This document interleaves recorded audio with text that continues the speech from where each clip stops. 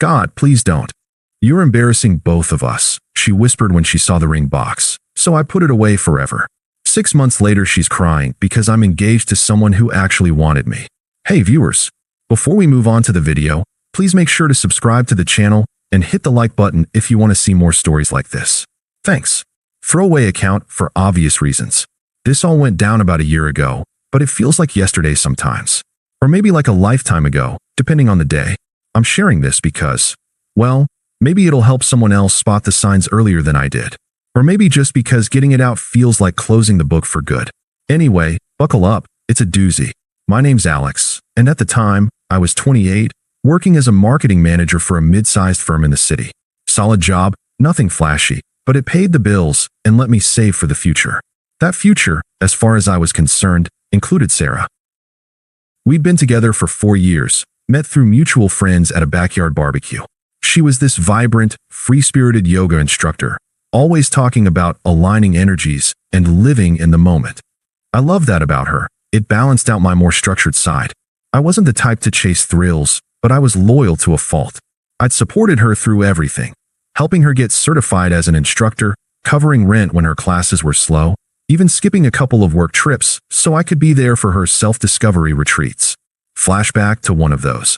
I remember sitting in our cramped apartment, poring over budgets while she packed for a week-long yoga immersion in the mountains. "Babe, this is going to change everything for me," she'd said, eyes sparkling. I smiled, handed her my credit card for gas, and waved her off. That's who I was. The guy who made sure the foundation was solid so she could build her dreams. By year 4, things felt rock steady. We'd talked marriage, kids, the whole package. Not in some rushed way, but organically. "I can't wait to grow old with you," she'd whispered during late-night talks. So, I started planning the proposal. I wanted it perfect, something that captured us. Our favorite Italian spot downtown, the one with the dim lights, live jazz in the corner, and that tiramisu she raved about. I'd booked a corner table, coordinated with the staff to play her favorite songs softly in the background. The ring? Simple but elegant, a solitaire diamond on a white gold band. I'd saved for months, even took on freelance gigs to afford it without dipping into our joint savings. I pictured her face lighting up, tears in her eyes, the yes that would seal it all. The night arrived. I was nervous, sure, but the good kind, the kind that buzzes with anticipation. Sarah looked stunning in a flowy sundress, her hair down like I loved. We ordered appetizers, chatted about her latest class. "This new guy Jake joined the advanced session," she mentioned casually. "He's got this incredible flow, total natural." I nodded, not thinking much of it. Yoga folks were always coming and going in her stories. Dinner progressed, wine flowed. As dessert came, I felt the moment build. Heart pounding, I reached into my pocket for the box. That's when it happened. Her eyes flicked down, caught the outline of the box under the tablecloth. And her face. God, her face. It wasn't joy or surprise. It was panic. Pure, unfiltered dread, like I'd pulled out a grenade instead of a ring. She grabbed my hand under the table, nails digging in a bit too hard, and leaned in close. Her whisper was sharp, laced with something like disgust. "God, please don't. You're embarrassing both of us. Everyone here can see this isn't. We're not that." I froze. The jazz notes blurred into noise. The box felt like lead in my palm. "What?" I managed, keeping my voice low, though my mind was reeling. She glanced around, like we were in a spotlight, then hissed under her breath. "Alex, just put it away. This isn't the time. Or maybe ever. I thought you knew things were off." Off. My brain scrambled to catch up. We'd had a minor argument a week back about schedules, her staying late at the studio more often, but nothing that screamed off. I slid the box back into my pocket, the velvet burning against my thigh. The waiter brought the tiramisu. We ate in silence, her forcing smiles at passers-by. I paid the bill, we left. The drive home was tense, radio filling the void. Back at the apartment, I couldn't hold it in. I set the keys down, turned to her. "Sarah, what the hell was that? We've talked about this. About us." She sighed, dropping her purse on the couch, avoiding my eyes. "I know, but things change, Alex. I've been feeling trapped lately. Like, you're great, but you're so predictable. Safe. I need more flow in my life, you know." "Flow," I echoed, confusion mixing with a sinking gut. "Yeah," she said, finally meeting my gaze, but it was detached, almost pitying. "Jake, From yoga? We've been exploring things. Nothing physical yet, but emotionally? He's on my wavelength. He gets the spiritual side, the adventure. You're more about plans and stability. It's sweet, but it's not exciting me anymore. Exploring things. The words hit like a slap, but I didn't flinch. Not outwardly. Inside, flashbacks raced. Me picking her up from late classes, cooking dinner so she could unwind, listening to her vent about difficult students. All while she was exploring with Jake. How long? I asked, voice steady. A couple months, she admitted, shrugging like it was casual. I didn't plan it. It just happened during sessions. We talk after, grab coffee. He's divorced, free-spirited. Makes me feel alive. And me? What about us? I pressed, but calmly. No yelling, no pleading. She crossed her arms, a smug edge creeping in. Us was good for a while. But honestly, proposing? That would have locked me in. I'm not ready for that. You're embarrassing yourself thinking I was. There it was again, embarrassing. Like my love was some joke. I nodded once, processing. No tears from me, no outburst. Just a quiet acceptance settling in. Okay, we're done then. She blinked, surprised maybe that I didn't fight. Just like that. Yeah, I said. Just like that. That night, I didn't sleep much. Sarah crashed on the couch, saying she'd figure out her stuff in the morning. Me? I stared at the ceiling, the ring box on the nightstand mocking me. Confusion swirled. How had I missed this? But I didn't beg her to explain more, didn't text friends for advice. I just lay there, letting the unfairness sink in. It felt like I'd built a house on sand, and now it was crumbling. But begging? No. That wasn't me. Morning came. She was up early, packing a bag. I made coffee, handed her a mug without a word. She took it, hesitated. Alex, we should talk more. This doesn't have to be messy. I leaned against the counter, sipping mine. What's there to say? You made it clear last night. She set the mug down, frustration flickering. Come on, don't be like this. I'm not the villain here. People grow apart. Jake, he challenges me. You were always so content with routine, work, home, repeat. I need passion, spontaneity. Passion, I repeated flatly, like sneaking around behind my back. It wasn't sneaking, she snapped, defensive now. We were just talking at first. Flirting maybe, but you never noticed because you're always buried in spreadsheets. I tried hinting. Remember when I said I felt stagnant? You just suggested a vacation. I remembered. I'd booked tickets for a weekend getaway, thinking it would recharge us. She'd canceled last minute for a yoga workshop. Hindsight stung. So this is my fault? For being reliable? She rolled her eyes, that smug dismissiveness back. See? That's your twisted logic. It's not about fault, it's about compatibility. Jake gets my energy. He's not afraid to live without a safety net. You proposing was like forcing a square peg into a round hole. Embarrassing for both of us, really. Echoing her restaurant line. It cut, but I stayed composed. If that's how you see it, fine. Take what you need. I'll handle the lease. You're seriously not going to fight for this? She asked, almost incredulous, like she expected drama. Why would I? I replied evenly. You chose. I'm respecting that. She huffed, grabbing more clothes. Whatever. You'll regret letting me go so easily. Guys like Jake don't come around often. I didn't respond. Just watched her stuff the bag, call an Uber. As she left, she paused at the door. We can still be friends, right? Once things settle. I shook my head. No. Clean break. Her face twisted. Maybe surprise, maybe annoyance. Fine. Your loss. Door slammed. The apartment echoed empty. I sat on the couch, the silence heavy. No immediate rebound plans. No vengeful posts online. Just me, processing. I called work, took a personal day. Walked to the park, sat on a bench, replayed it all. The confusion hit hardest. How could 4 years end over some yoga flirt? It felt undeserved, like I'd been a placeholder. But I didn't rage. Instead, I returned the ring that afternoon. Got most of the money back, deposited it into savings. Changed the locks that evening. Practical, not petty. Then, I blocked her number, unfollowed on socials. Detached. Disappeared from her world. The next days blurred. Friends reached out after she must have spun her story. Texts like, heard about you, and Sarah, man. You okay? I kept replies short. Yeah, moving on. No details. Inside, vulnerability crept in. Nights were rough. Flashback to her head on my shoulder during movie nights. Whispering, you're my rock. Now, that rock was discarded. Unfairness gnawed. I'd sacrificed weekends for her gigs, emotional energy for her doubts. And for what? To be called embarrassing? But I didn't dwell publicly. Started small changes. Gym routine. Reading books on mindfulness. Ironic, given the yoga angle. The silence let me sit with it all. No rush to win the breakup. Weeks turned to months. I didn't chase distractions right away. No wild nights out. No apps swiping for rebounds. Instead, I leaned into the quiet. Work became my anchor. I threw myself into projects, even pitched a new campaign that got me a raise. Focus on what you can control, I told myself. But the emotional middle? That breathed slow. Confusion lingered like fog. Mornings I'd wake expecting her text, then remember. Evenings, the apartment felt too big. Flashback. One hit hard during a solo dinner. Remembering how I'd quit my softball league to free up time for her classes. Go without me, she'd say. I need you here. So I did. Now, alone with pasta, it felt like wasted investment. I journaled some, not dramatically, just facts. What went wrong? My internal voice shifted gradual, from why me, vulnerable whispers to clearer, what now? I reconnected with old friends, ones I'd neglected for couple stuff.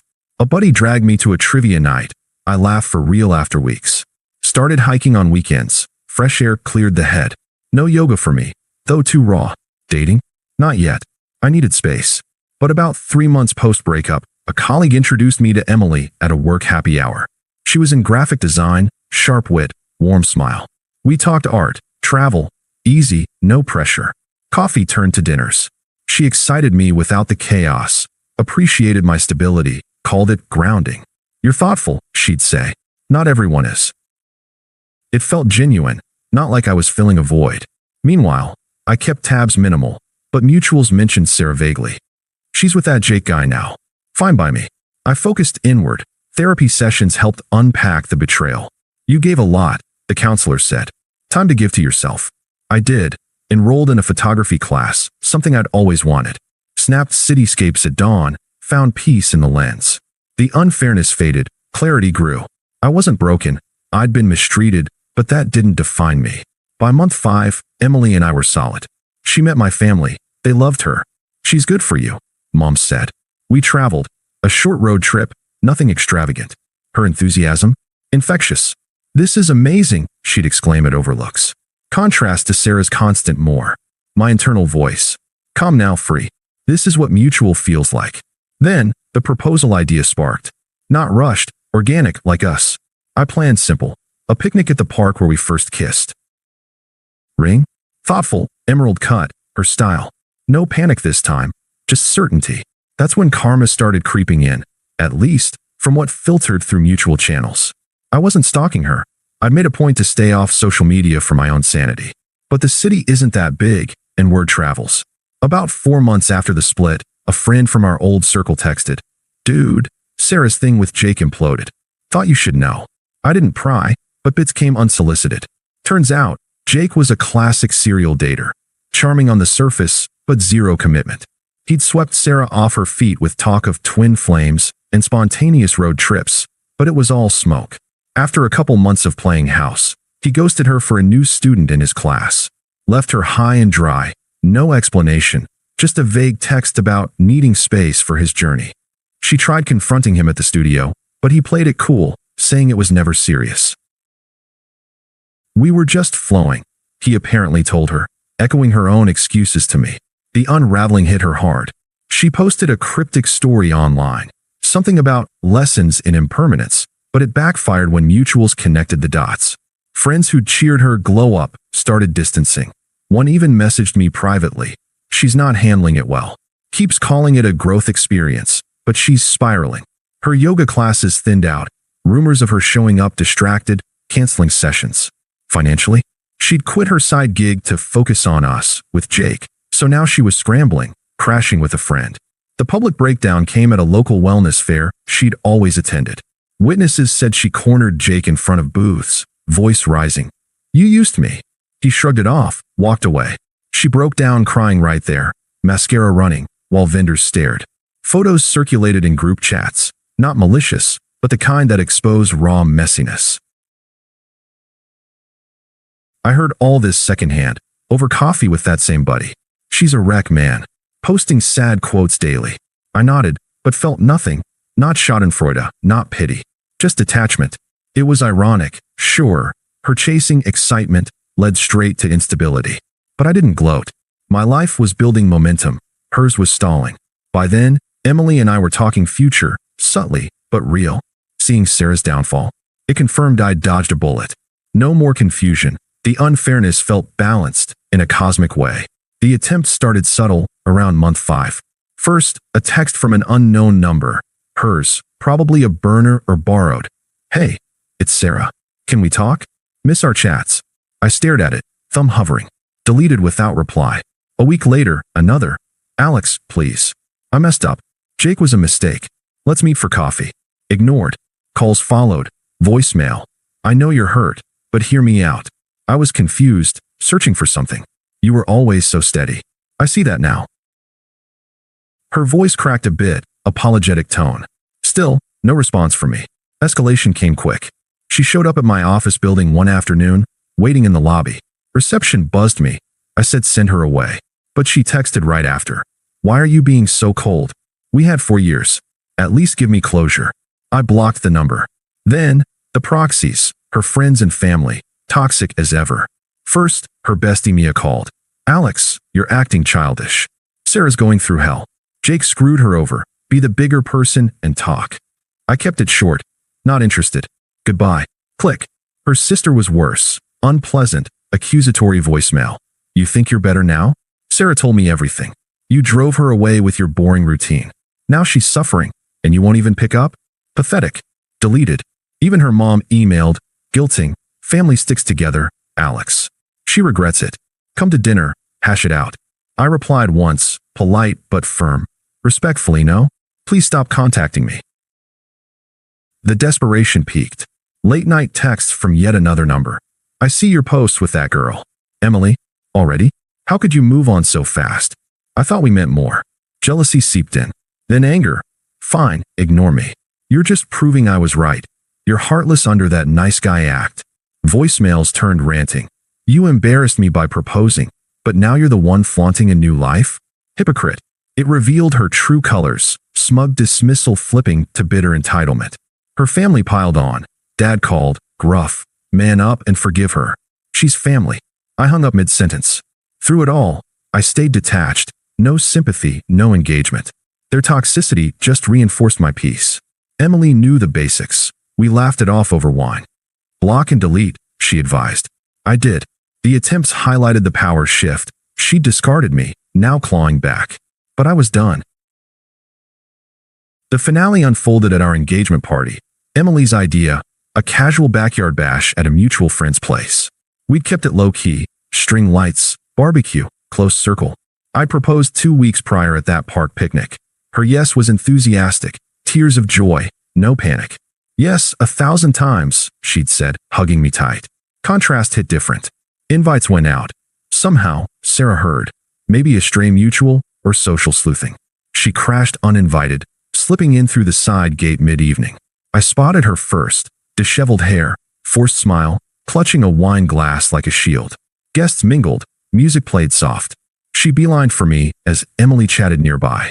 Alex, Sarah started, voice shaky but urgent. We need to talk. Now. I turned, calm as ever. Sarah, this isn't the place. Please, she pressed, eyes darting. I saw the announcement online. Engaged? Already? After everything. I was wrong. Jake was nothing. You were the one. Give me another chance. I'll change. Emily noticed, approached innocently. Oh, are you a friend? She asked, genuine curiosity. Sarah's face twisted, jealousy flashing. I met her gaze, mirroring her old logic coolly. Just someone who taught me exactly what I didn't want. Remember, Sarah? We're not that. Turns out, I am, with someone who wants it. She flinched, hypocrisy exposed. That's not fair. You embarrassed us both with that proposal. Now you're rubbing this in. No, I said firmly, no trace of care for her feelings. I'm living my life. You're the one showing up, making a scene.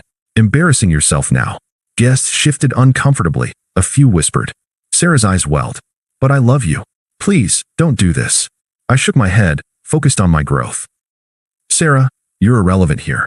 I've built something real, career thriving, peace intact, happiness with Emily.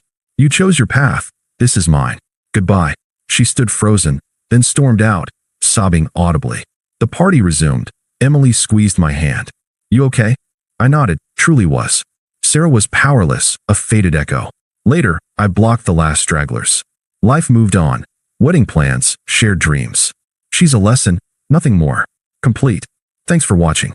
Make sure to subscribe to the channel and hit the like button. What do you think about this story? Share it in the comments.